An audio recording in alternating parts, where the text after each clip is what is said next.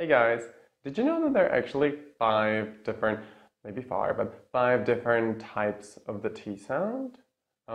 It's pretty crazy, right? And guess what? The Czech T is none of these. Take, trast, yeah, it's not there. So we'll have a look at all of them. I'll give you some examples and I'll teach you how to do it properly. And then also a bit of a difference between the American accent and the British accent, because the T sound is actually one of the easiest ways how to distinguish whether the person who you're talking to is American or British. So let's have a look at it now.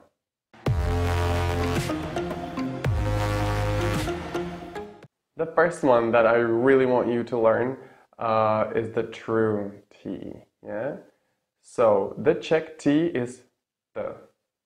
It happens sort of as if at the back of the mouth, I would say. But this T is like forward. It's almost like ch, like Czech. So t, t. Try it. You have to be pressing against the upper part of your mouth, like quite close to the upper teeth. Yeah. Take. You really have to press against it, as if you want to like feel this, like kill some ant in your mouth with your tongue. Okay. Take, and then you release. Okay, so the preparation is an important stage, the pressing, and then the release. T. If it doesn't sound like this, you have to keep trying it. Yeah. How I teach it to my students is that I make them say the word train, because T and R together, that really sounds almost like ch. Yeah. So train, train, train. I want them to say the sound ch, but after they press with the tongue against the upper teeth, yeah? Train, train.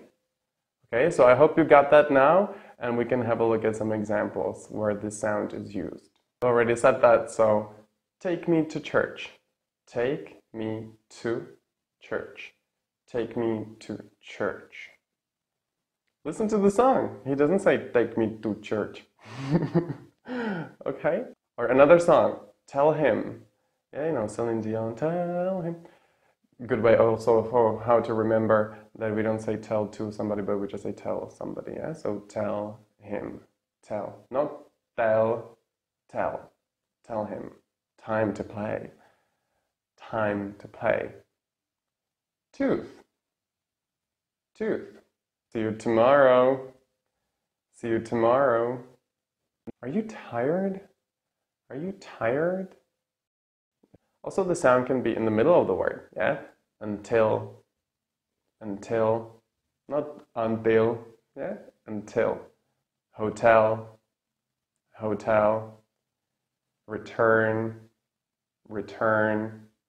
And play the guitar, play the guitar. Yeah, there's no preposition, by the way. Stop, stop it, stop. Perfect. So that's enough of the true T. Now, the second one is flap T. This in American English sounds like d. Yeah? So we say, for example, better. Try it. It's not better, but better. That's the American version. And now I have to talk about it. In British, they use something what is called glottal stop. Yeah? So it would sound like ba. Yeah? So like a British person wouldn't say better, like never. So when you hear someone say better and then they say can't, I can't do better, it's like a total mix of British and American. Yeah, so not good. If you don't want to worry about this now, don't worry about it now. Yeah, but for those who would like to do this properly, so that means choose either the American or the British accent, then we will try some words in the American and then in the British accent. Yeah, so let's do the American now. So, better. We have that. Now, water. Water. Photo. Photo. City.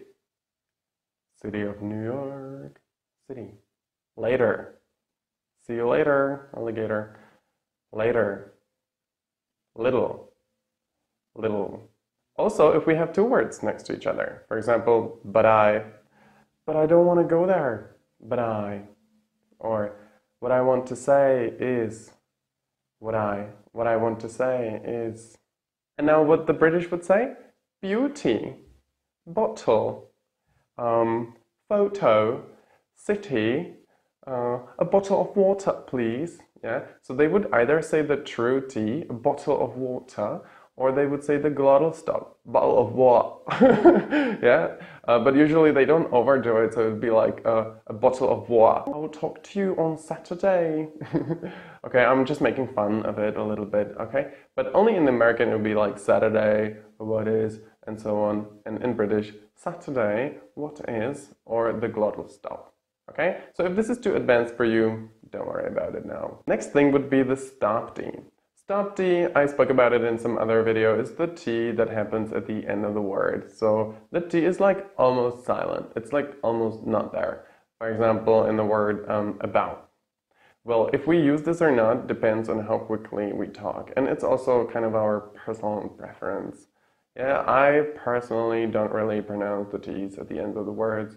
Or also if they're followed by another word which starts with a consonant, I hardly ever say it. Only if I speak very, very, very slowly. Like when I'm explaining how to pronounce something. There was no T. It, or that would be the true T, and I can say it. Yeah, just it. I still prepare pressing with the tongue at the end, so I stop the airflow. It. Can you feel it? It's not E, only E. It's it. It. It's like cut. And then I continue. It was awesome. It was awesome. Exit. Exit. Make your exit right now. Exit. Or market. Market. You can say market. You can say market. You cannot say market. Yeah, the Czech T. Apartment. Apartment.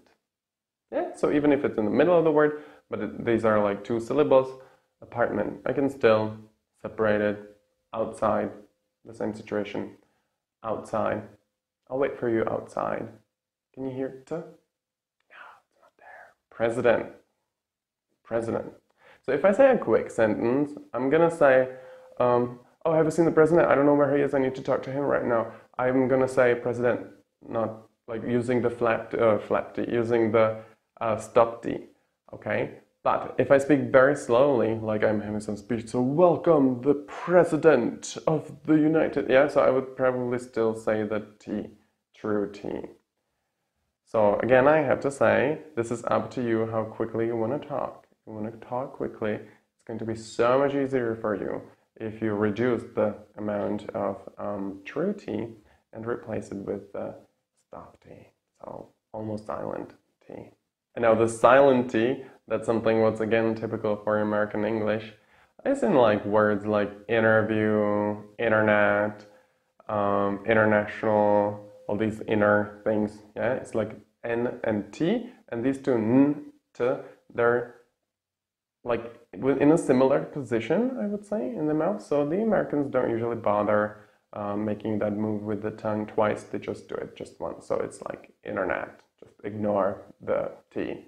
Because everybody knows that it's supposed to be there, so why bother? Printer. Printer. That's another one. Printer. Printer. Oh, I'd like to use the printer. Do you have the card? I don't have it. Yeah. So there you have it. The T is quite complex. Step 1, just stop saying the Czech T. Step 2, start using the help T, I mean the stop T. That's when it's like at the end of the word, for example, about. Yeah, that's step 2. And step 3, what I really recommend is to start using either better or ba, depending on whether you want to go for the American or British accent. But honestly, trying to fake British accent well enough, very hard, very hard. Make sure you learn all the phrases that I'll put in the Anki deck. Yeah. Alrighty, so see you next time. Bye.